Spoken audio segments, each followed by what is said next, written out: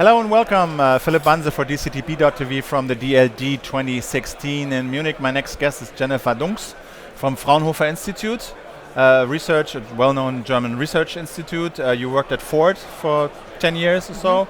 So first, welcome to the program. Thank you. We're going to talk a little bit about autonomous driving, autonomous cars, and how this might change our cities, our traffic, the way we behave in traffic. So if we had an autonomous vehicle today, would you buy one? Absolutely. I mean, most of our time today is spent, more than 90% of our time is spent in traffic, congestion, trying to find a parking space. So today I would absolutely drive an autonomous car for the safety, for the insurance, for the value of the time. And self-driving mean me behind the steering wheel, self-driving as a man. Do you think it's going to be a hobby one day? An expensive hobby provided by, I don't know, automobile providers? Well, I think if you look at the entire car industry and what it was built on this driving experience, the acceleration, the 0 to 60, hitting the gas pedal. I think it's fun. It's really enjoyable, and that's what the OEMs set for their mottos for their companies. That doesn't go away when we have autonomous driving. The desire and the enjoyment from that will still exist. We just have to find new channels that allow people to drive a car, so maybe on a test track or somewhere else as a hobby. And where are we right now in terms of autonomous driving, the technology? Where are we right now? Well, what you see on the road already is you see all the functions that exist on the highway. So you see lanes change assist, distance control, the new autopilot from Tesla, parking assists. It's just going to develop more and more, and the next step will be something with parking in the garages or in the park houses, that we'll see automated parking in the park houses, and it'll go sort of step by step to this fully autonomous system. And what are the biggest challenges right now? I think right now the biggest challenge should be that we figure out what role are the different companies playing. So what is going to be the role in the future of BMW or Mercedes with an autonomous capsule?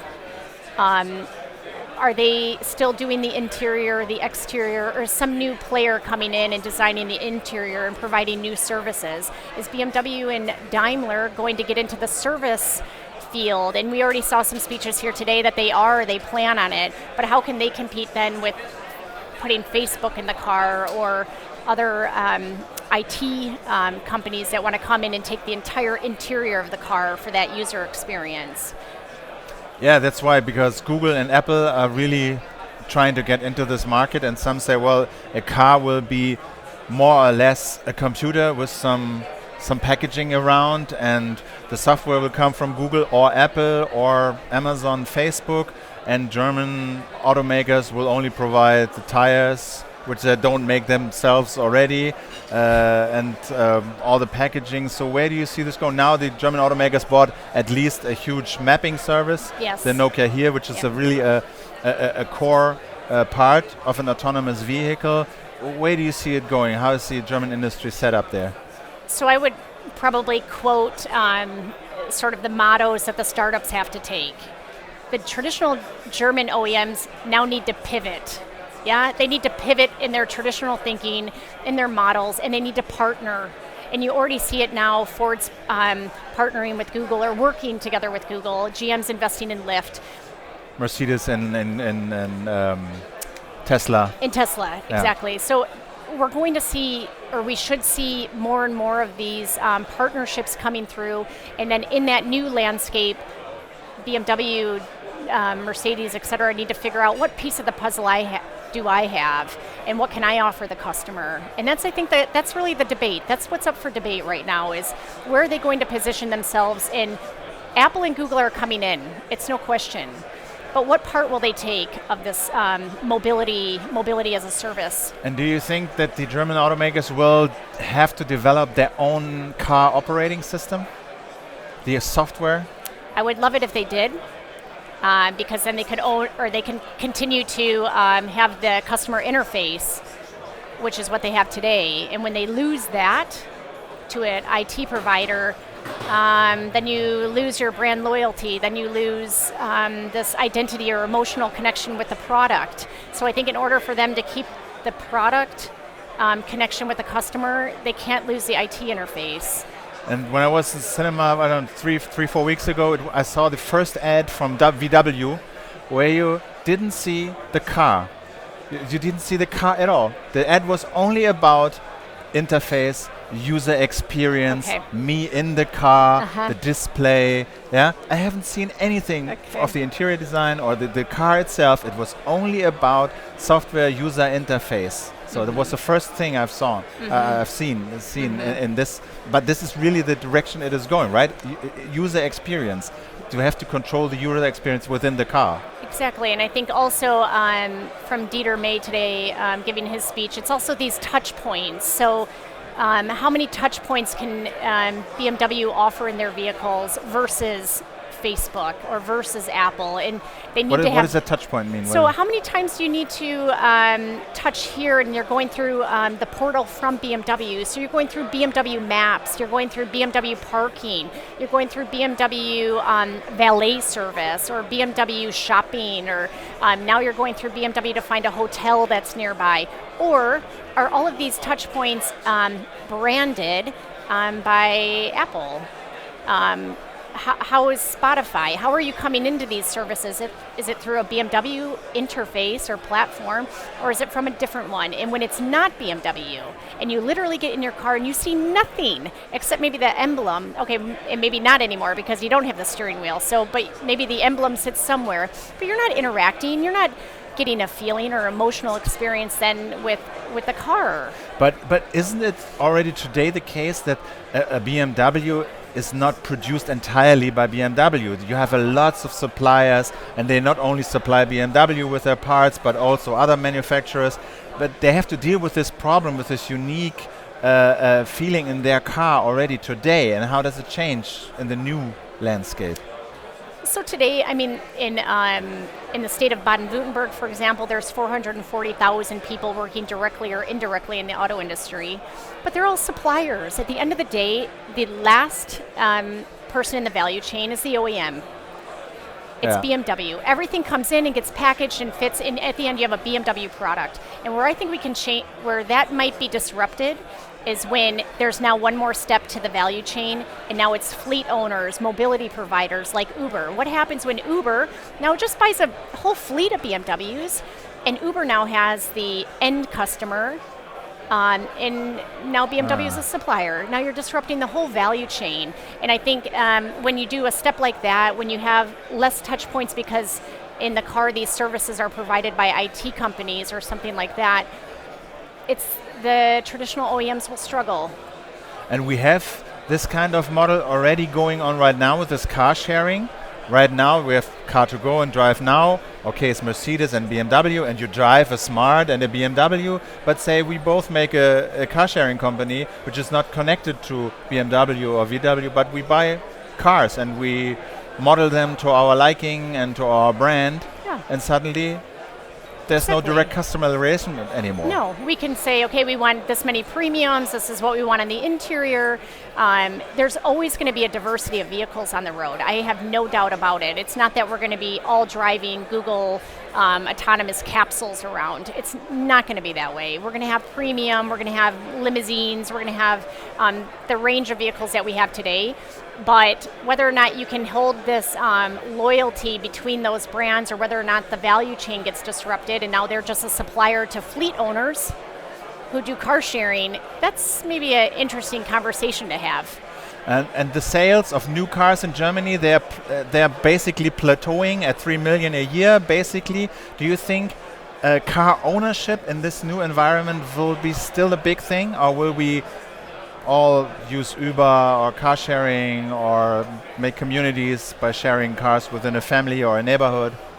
I think car ownership is still pretty strong. Yeah. I don't see any decline on that in the near term, but I think with autonomous driving, we're only now starting to envision what types of scenarios. So we have a family, we have 2 kids, you take it, then it comes and picks me up, then I put it on autopilot back to home, it takes our daughter to music lessons or whatever. This is a whole new model of sharing. Now I'm just sharing with my family. Now that's no problem. It's not sharing with a stranger. So I think now we're just looking at what types of sharing models actually exist, and there's so many that actually exist, and new models, but only contingent on these technologies like autonomous driving. Without that, I think the car ownership won't decrease significantly before autonomous driving comes. And how will it change with autonomous cars? There's always this vision like there's a huge parking lot outside the city, and when I get up, the system knows I get up and will have to go to work within, I don't know, next 30 minutes, and the car will leave the parking lot and stop in front of my house, and I get out and it's there in time and drives me to work. Is that a viable vision, or is there different models? I work at the Fraunhofer Institute, so we're innovative and creative, and I'd like to keep all ideas and concepts on the table right now. I think let's not discredit anything. Let's watch how the technology emerges. Let's watch where the money flows and the players and how this develops. But I think there's a lot of different exciting concepts that we could envision, and I even saw some other cool concepts this week with using a couple park houses in the city as sort of these holding points with fully charging capabilities to have all the cars electric, park, be fully connected, like a little holding place, but a TARC also with their energy, so PV panels and this whole thing. And that's also a pretty cool idea, that you don't have double the traffic with all these cars going in and out. Yeah, so I think there's also some other models that would exist as well. And do you think all the future cars will be electric cars? I hope. Yeah? Yeah. And will German Chancellor Merkel say we want to have, I don't know how many cars? 1 million. 1 million in by 2020? 2020? No? I mean, okay, we have 30,000 today. I think if you look at some of the research, it says maybe we could have 150,000 by 2020. But I think it's still moving in that direction, and with the trends of megacities and the population growth, we have no choice but to answer with electric vehicles. What's the biggest obstacle right now? Is it price? Is it charging stations? Is different charging standards? Is it? I mean, you cannot pay. I think you can. Is E.ON has, or some other electrical provider has a net in Hamburg and Munich, and you cannot even pay with the same mechanism in Hamburg and Munich, although it's the same company. So I drive electric. I'm also completely frustrated by the infrastructure. I also can't park and charge in Stuttgart. I have to go to work to charge or something like this. So the infrastructure is not there yet. It can't compete from a price standpoint yet, especially with where the oil price is going right now. But all of these things will keep going, keep emerging. And I think the thing is that at some point we need to make a decision for our environmental sustainability picture. What do we want to do? How do we want our cities to look? Where's our stance on CO2? And once we kind of get an increase in interest, in understanding, in acceptance, I think then all these other things will quickly be figured out. It's not that the technology's not there, it's just that we don't somehow have a central driver yet to do it. The government, it's not pushing us like in China. The price isn't there, so the consumer doesn't want it. And who's going to build an infrastructure when there's no business models and not enough cars to drive? So those are the topics we're working on right now. Great. But I was wondering, because often when something new comes up, which is very efficient and ecologically friendly, you have to pay with I don't know, with comfort. It's not that nice and it's not that comfortable. But people who drove Teslas they are all amazed and say it's the best driving experience I've ever had. Do you think that might help? I think it absolutely helps. I mean, I think what Tesla's done is amazing for electrification. I'm really excited about what Elon Musk is doing. I mean, he's a genius and crazy and everything all wrapped in one. But to me, I'm so thankful for him somehow going out in front. What we need though also is we need just participation. We need, at the Fraunhofer Institute, we have a fleet of 30 vehicles. Everybody drive them, try them, sit in them, experience them, live them, understand what it means with the range, the range anxiety. Actually drive it, understand, live it. Because everyone says, well, it has a range from 250 kilometers. Nobody's driving 250 No, it's driving 250 kilometers. You could read all the studies, but still the range anxiety is still somehow a discussion point. But I think the more we have the people experiencing and driving it, like driving a Tesla, it's just fun to drive. And how will our cities change? Will there be less traffic? Because of course you envision a city without cars, lots of space, no noise, no pollution, more space for other activities apart from driving cars. Is it going to be less traffic or just different traffic? No, absolutely less traffic. Maybe you know, but the average car driving in the city at 50 kilometers per hour requires 140 square meters of space. That's more space than I live in with my family of 4. It's an enormous amount of space. And now when you put in autonomous driving with car sharing and how close the vehicles can drive with electrification as well, you're going to see probably the amount of cars go down quite significantly. All right. And last question is, do politics have to do anything apart from setting the goal, we want to have 1 million in 2020. Do we need like subsidies or something like that? Absolutely. Yeah? Absolutely. Yeah, and I think we need money to support, especially, so imagine you're not BMW or Daimler, but you're a tier 3 supplier. You don't know if electric mobility is coming or autonomous driving is coming, or is it a hype, or when's it coming? And we need to somehow protect the risk that all these companies and small, middle-sized companies are taking to stay active. I mean, this is in Germany at least, this is their strength. This is their industry, and we need the support from the government to say, hey, take these risks, get into this field, and we'll be there to back you up. All right, Jennifer, thanks so much for your time. Jennifer Dungs from the Fraunhofer Institute. My name is Philipp Banse from DCTP.tv from the DLD 2016 in Munich. Thank you very much for watching. Goodbye.